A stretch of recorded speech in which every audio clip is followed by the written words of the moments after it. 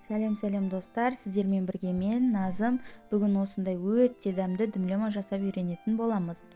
Ең алдымен бізге керек қабырға еті. Қабырғаларды осылай турап алдым, және де сәбізіміз бен пиязымызды, картопымызды осылай жақсылап турап алатын боламыз. Осындай бір ожау майды қазанға құйып, қызған майға қабырға етімізді салып, жақсылап қуыратын боламыз.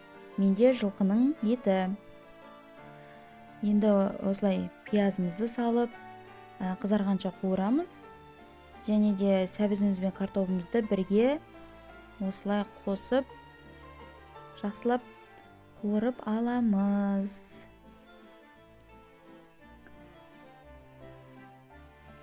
Газдың несі орташа болып тұруы қажет. Оты.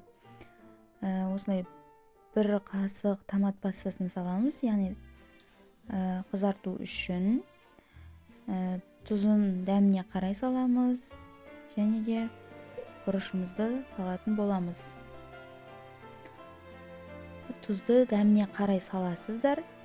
Менің етім тұздалғандықтан осы бір қасық, кішкентай қасық тұз жеткілікті болды. Осылай жақсылап араластырамыз. Барлығына осылай қуырылуы қажет. Енді осылай болгар бұрышын салып жібереміз, дәмін келтіру үшін. Енді осылай туралған біздің капустамызды, яғни қырыққабатымызды осылай салатын боламыз. Жақсылап араластырып бұқтырамыз.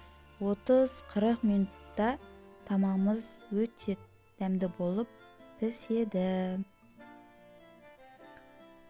Осылай салып, жақсылап араластырамыз.